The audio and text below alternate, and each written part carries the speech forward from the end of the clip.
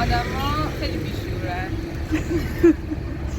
چون تش خود ضربه میخوری و مهمترین حقیقتی که تا به این سن در مورد زندگی فهمیدین چیه؟ مهمترین حقیقتی که من فهمیدم هیچ چالشی به اندازه‌ای که فکر میکنی بزرگ نیست و همه چالش ها حل شدنیه. اگه واسه تو بزرگه به خاطر اینکه تو کوچیکی. سنتون هم اگه دوست داشتین بگید. 23. متشکرم.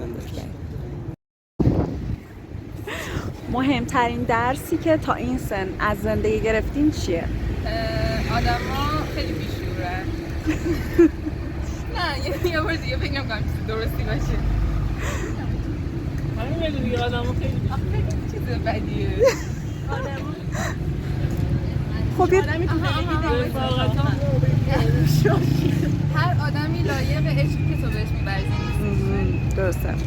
شما؟ هیچکی از اندازه خانوادت بر نمی‌دونه، پس انرژی تو فقط برای خانوادت بده. شما؟ که واسه هر چیز جدا ذوق کنی کنسل. مرسی. سنتون هم اگه دوست داشتین بگید. 16 ما 15. مرسی. خب که چی بشه؟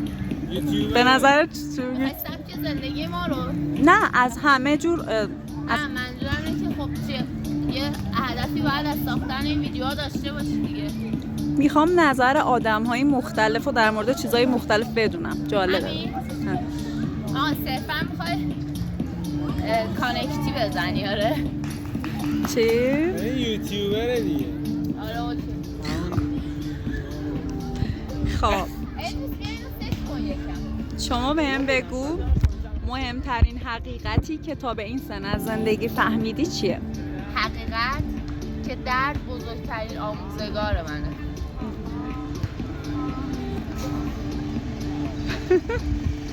خب شما چطور؟ من نظرم رها بودن به یه آزادی برسی یه جایی که میشه یکم بلندتر؟ بله مثل باد آزاد و رها باشی دیگه. مهمترین درسی که یاد گرفتی؟ رها بودن اینه. خب رها بودن چی به آدم میده؟ باعث میشه تو هر روز یه چیزی از زندگی بفهمی دیگه، محدودیت نداری. یعنی امروز یه چیزی فهمیدی، خب فردا یه چیز دیگه میفهمی، روی موضوع نمیمونی که تا ابد با همون قضیه بری جلو. مثلا اینجوریه که من هر روز از زندگی یه چیزی میفهمم. خیلی این سوال گسترده است. متشکرم. مهمترین درسی که تا این سن از زندگی یاد گرفتی چیه؟ اینکه اصلا نباید به کسی بیش از اندازه اهمیت داد، چون تش خود ضربه میخوری و که قرار تش ولت کنن و میمونی میگی اوکی چرا این همه کار برای طرف انجام دادن، حالا هر کی هم میخواد باشه. متشکرم. مرسی. مهمترین حقیقتی که تا این سن در مورد زندگی یاد گرفتین چیه؟ زمان همه چیزی درست میکنه. فقط همه چی بگذاره تا شاید مسئله بشه. مهمترین حقیقتی که از زندگی یاد گرفتین یا مهمترین درسی که از زندگی یاد گرفتین تا به این سن چیه؟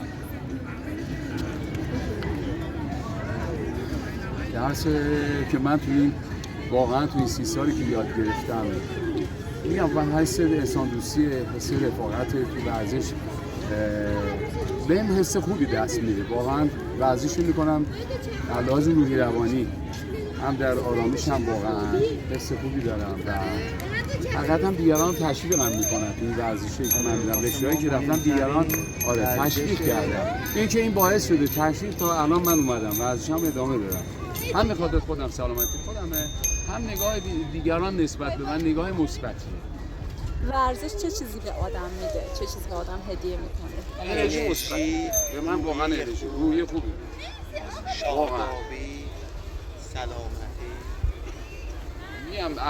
میتونم بگم اخلاق خوبی هم بهم داده. موقع ورزش از خوبی داره. افکار منفی دور میگه، افکار منفی از همون دور میشه.